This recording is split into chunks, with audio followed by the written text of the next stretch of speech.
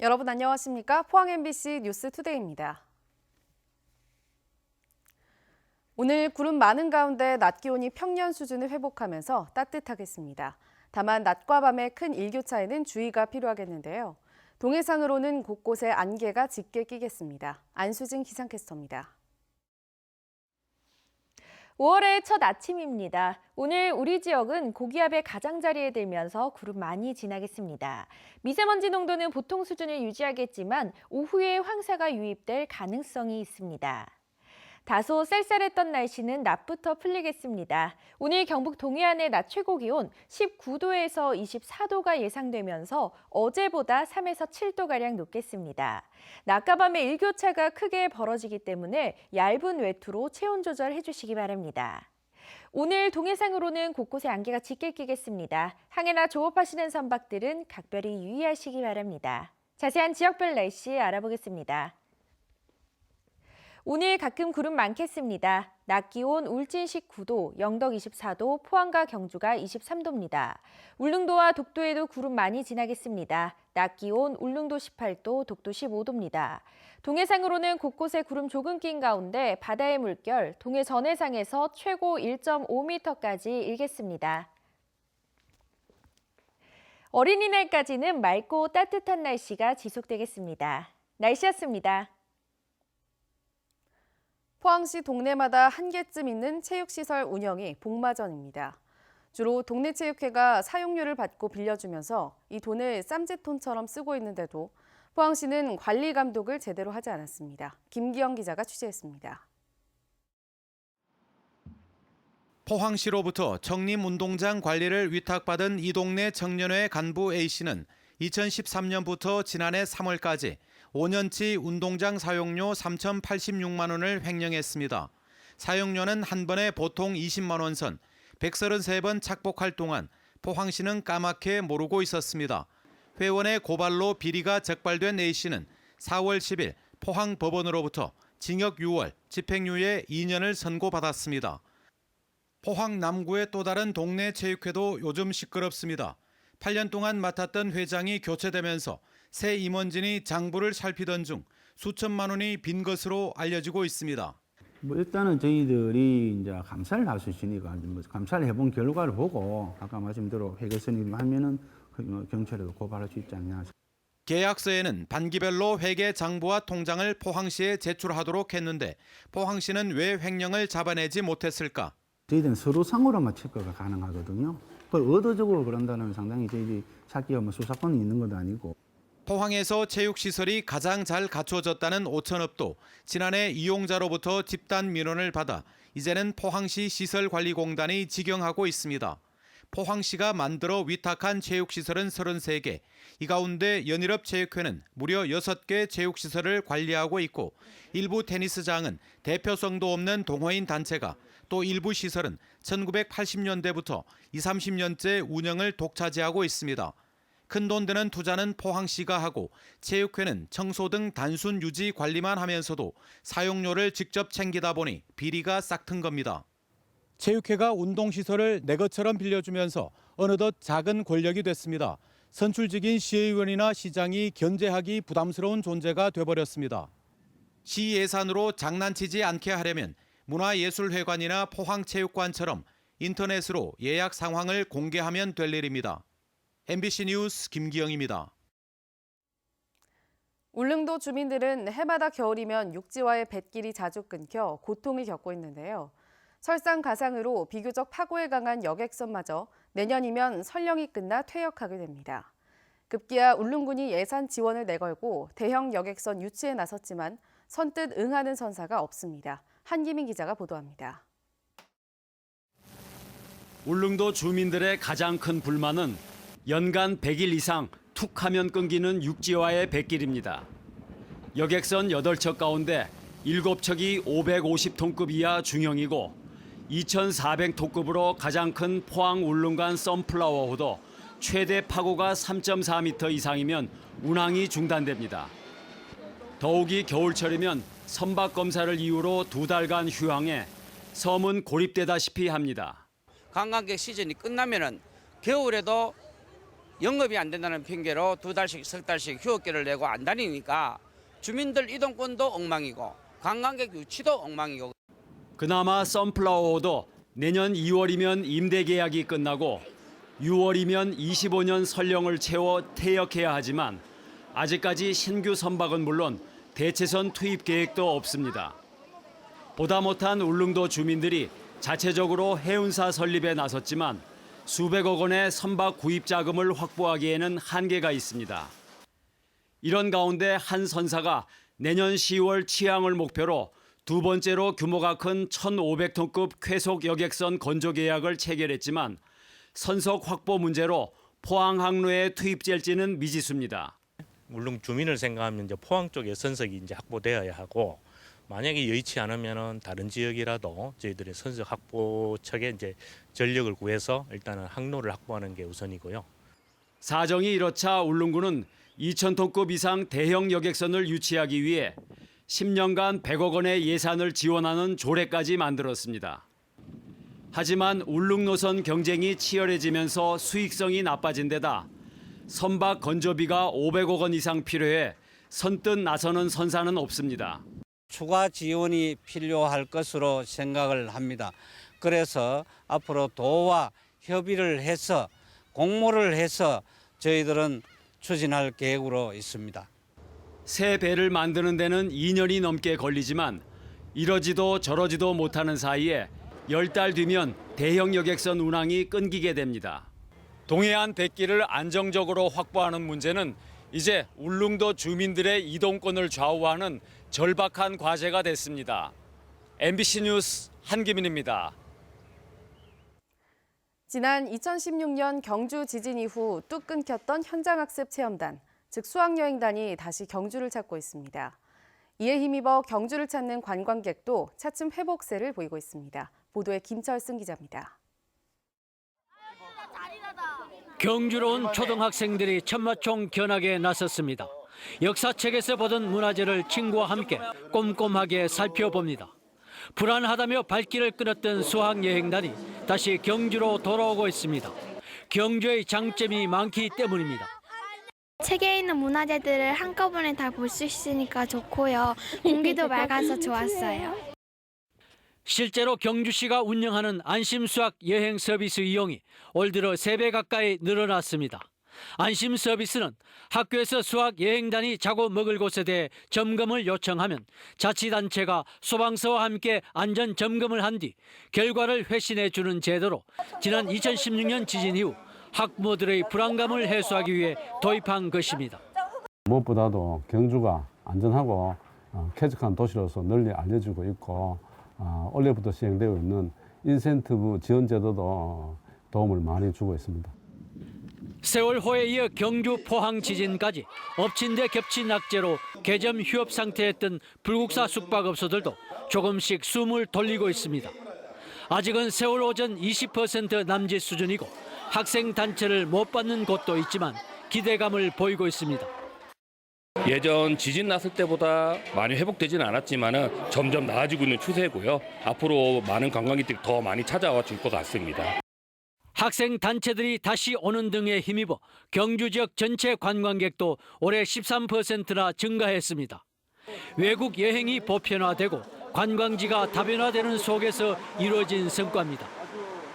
한 번 끊긴 수학여행단을 되돌리기가 정말 어렵다는 현실을 경험한 만큼 다시 찾아온 수학여행단이 계속 이어지도록 노력이 더해져야 할 것입니다. MBC 뉴스 김철승입니다. 더불어민주당 포항 북구 오중기 위원장과 남울릉 허대만 위원장이 잇따라 논평을 내고 포항 지진 관련 추경 예산안에 조속한 국회 처리를 요청했습니다. 이들은 논평을 통해 포항 지진 피해로 지역민들의 고통이 가중되고 있는데 국회 파행으로 관련 추경안은 표류하고 있다며 신속한 예산안 처리와 함께 부족한 지진 관련 추경안의 증액도 요구하겠다고 밝혔습니다. 또 신속 처리 법안으로 상정된 선거법 개정안에 대해 준연동형 비례대표제와 석패율제를 골자로 지역 정치권에도 긍정적 변화가 예상된다며 국회 조속한 법안 처리를 촉구했습니다. 대구 경북에서 더불어민주당 입지가 흔들리고 있습니다. 정치권이 강한 대치 국면을 이어가면서 보수층이 뭉치고 있기 때문인데요. 총선이 1년도 남지 않았는데 싹쓸이 당한다는 위기감마저 나오고 있습니다. 조재한 기자입니다. 대구 경북 국회의원 25명 가운데 더불어민주당 소속은 김부겸, 홍일학 의원 2명에 불과합니다. 총선 뒤 치른 대선과 지방선거에서 지지율이 크게 오르며 대구 경북도 더 이상 일당 독주가 쉽지 않을 거란 전망도 있었습니다. 하지만 21대 총선이 다가올수록 예상과 달리 지역 민주당의 위기감은 커지고 있습니다. 대구 경북 인사 홀대나 정책 소외론에다 경제 사정이 맞물려 보수 결집 효과가 나타나고 있습니다. 이대로라면 차기 대권 주자로 꼽히는 김부겸 의원조차 안심할 수 없다는 위기감을 보입니다. 지금은 봐서 누가 선뜻 나올라 한 사람들이 될 만한 사람들이 별로 없어요. 이 상태로 가면 아주 쓰나미처럼 힘들 가능성이 높아요. 자유한국당은 외면하던 보수 민심이 돌아오고 있다며 내심 반기는 표정입니다. 좀 장애 집회나 이 같은 국회에서 파행이 한국당 책임이 없을 수 없지만 그래도 좀 대청도 더가시키고 좀 의지할 수 있지 않나 이런 생각이 들겠죠. 민주당은 지난 총선에서 대구 경북 25개 선거구에 절반인 13명의 후보밖에 내지 못했습니다. 내년에는 모든 선거구에 후보를 내고 성과도 내겠다는 목표지만 분위기를 반전시킬 돌파구는 찾지 못하고 있습니다. MBC 뉴스 조재환입니다. 올해 경북 지역의 단독 다가구 등 개별주택 공시가격 상승률은 2.77%로 지난해 평균 상승률 3.44%보다 조금 떨어졌습니다. 지역별로는 경산 4.93%, 울릉 4.64%, 포항 남구 2.07%, 포항 북구 1.78% 상승했으며 구미가 0.62%로 가장 낮게 상승했습니다. 울릉은 일주도로 개통 등의 영향으로 상승폭이 컸고 포항과 구미는 경기 침체 탓에 경북 지역 평균보다 낮은 상승률을 보였습니다. 경상북도가 새로운 미래 전략 사업을 육성하기로 했습니다. 기존 제조업 중심으로는 힘들어 보이기 때문인데요. 7대 핵심 사업을 발표한 지 반년도 되지 않은 터라 구호만 거창하다는 지적도 있습니다. 권윤수 기자입니다. 경상북도가 새로운 먹거리로 육성하는 5대 산업은 청색기술과 뷰티 화장품, 재난안전, 방위군수, 환경자원산업입니다. 청색기술은 동물이나 식물에서 영감을 얻는 것으로 생명공학과 나노기술, 인공지능 관련 산업을 말합니다. 뷰티 화장품 산업과 관련해서는 경산에 있는 한약진흥재단과 뷰티 관련 대학을 기반으로 뷰티 화장품 기업과 인력을 더 키우기로 했습니다. 또 김천 혁신도시에 입주한 공공기관을 활용해 재난안전산업을 새 먹거리 산업으로 육성합니다. 건설관리공사와 교통안전공단, 농축산검역본부, 농산물품질관리원 등과 클러스터를 구성하면 안전 관련 산업을 키울 수 있다는 전망입니다. 대구 경북 통합 신공항이 생기면 방위 군수 산업도 경북의 새 동력이 될 수 있을 것으로 봤습니다. 국방산업 분야 전국 총 생산액의 18%가 구미에서 나오고 영천에서 항공산업 기반이 마련돼 있어 승산이 있다는 겁니다. 통합신공항 이전은 경북 역사 이래의 최대 사업인데 방위, 항공, 국방, 군수산업과 연계시키면 획기적인 지역의 새로운 전략산업 양성의 기회도 된다고 생각합니다. 환동에 국가자원개발 클러스터를 조성해 환경자원산업 부문에서 경쟁력을 갖춰 미래 먹거리 산업으로 육성할 방침입니다. 경북은 이미 전기자율차와 인공지능, 차세대 반도체, 혁신 소재 등을 7대 핵심 산업으로 키우겠다고 올해 초 발표했습니다. 그래서 주력 산업을 문어발식으로 나열해 사업 집중력과 추진력이 떨어질 수 있다는 지적도 나옵니다. 경상북도는 이른바 블루오션에 다른 자치단체가 먼저 뛰어들기 전에 선점하는 데 이의가 있다고 설명했습니다. MBC 뉴스 권윤수입니다. 동해안의 대표 어종인 오징어 자원 보호를 위해 앞으로 몸길이 19cm 이하의 오징어는 포획이 금지되고 금어기도 한 달 연장됩니다. 해양수산부는 오징어 등 14개 어종의 금어기와 금지체장을 조정한 수산자원관리법 개정안에 대해 어제부터 입법 예고에 들어갔습니다. 개정안에는 기존의 4월에서 5월까지이던 오징어 금어기를 4월에서 6월로 한 달 늘리고 어린 가자미류와 청어의 어획을 금지하는 내용이 포함되어 있습니다. 소화전과 횡단보도 등 4대 불법 주정차 절대 금지 구간에 대해 신고 즉시 과태료를 부과하는 제도가 최근 시행됐습니다. 전국 어디에서든 안전과 직결된 곳에는 불법 주정차를 못하도록 하겠다는 건데요. 시행 초 엿새 만에 경북에서는 340여 건의 신고가 들어왔지만 실제 과태료가 부과된 건 9건에 불과했습니다. 무슨 일인지 최복유 기자가 취재했습니다. 2년 전 제천 스포츠센터에서 발생한 화재. 불법 주정차 차량으로 소방차 진입이 지연돼 피해를 키웠다는 지적이 나왔고 행정안전부는 최근 4대 불법 주정차 절대 금지 구간 단속을 강화했습니다.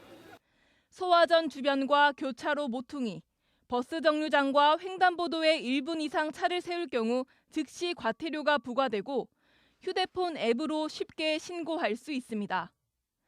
지난 17일 주민신고제가 도입된 이후 시행 초반 엿새 동안 안전신문고 앱으로 들어온 경북 지역의 신고는 344건. 하지만 정작 과태료가 부과된 건 9건에 불과합니다. 주민의 불법 주정차 신고 의지는 강하지만 행정이 이를 뒷받침하지 못하고 있는 겁니다. 정부의 방침대로면 이렇게 소화전 옆에 불법 주차된 차량은 신고 즉시 단속이 돼야 하지만 경북도 내 상당수 시군에서는 단속조차 되지 않고 있습니다. 제도 시행조차 하지 않은 곳이 많기 때문입니다. 정부와 동시에 주민 신고제를 도입한 지역은 경북 23개 시군 중 4곳에 불과합니다. 하나의 제도를 두고 과태료 부과 기준도 천차만별입니다. 4대 불법 주정차 절대 금지 구간은 24시간 단속이 원칙이지만 영주시는 아침 8시부터 저녁 8시까지만 단속하고 상주시는 소방시설을 제외한 나머지 구간은 밤사이 과태료를 부과하지 않습니다. 그러니까 저희는 원래 하고 있었거든요. 그거를 뭐 갑자기 바꾸면 좀 그렇잖아요. 안동에서는 교차로 주변 그어진 황색 실선 구간도 즉시 단속되지만 영천은 황색 복선이 깔린 곳만 즉시 단속 과태료를 부과합니다.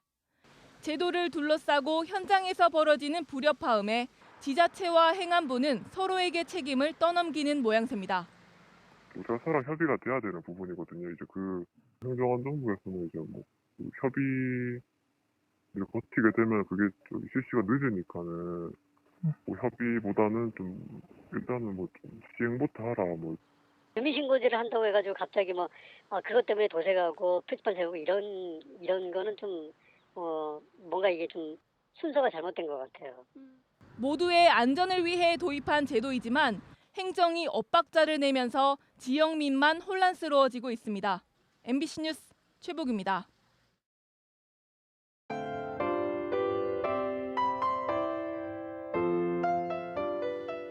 5월의 첫 아침입니다. 오늘 우리 지역은 고기압의 가장자리에 들면서 구름 많이 지나겠습니다.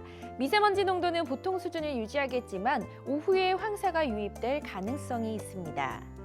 다소 쌀쌀했던 날씨는 낮부터 풀리겠습니다. 오늘 경북 동해안의 낮 최고 기온 19도에서 24도가 예상되면서 어제보다 3에서 7도가량 높겠습니다.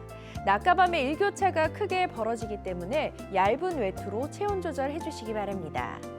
오늘 동해상으로는 곳곳에 안개가 짙게 끼겠습니다. 항해나 조업하시는 선박들은 각별히 유의하시기 바랍니다. 자세한 지역별 날씨 알아보겠습니다.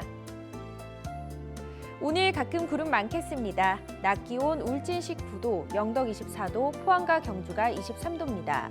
울릉도와 독도에도 구름 많이 지나겠습니다. 낮 기온 울릉도 18도, 독도 15도입니다. 동해상으로는 곳곳에 구름 조금 낀 가운데 바다의 물결 동해 전해상에서 최고 1.5m까지 일겠습니다. 어린이날까지는 맑고 따뜻한 날씨가 지속되겠습니다.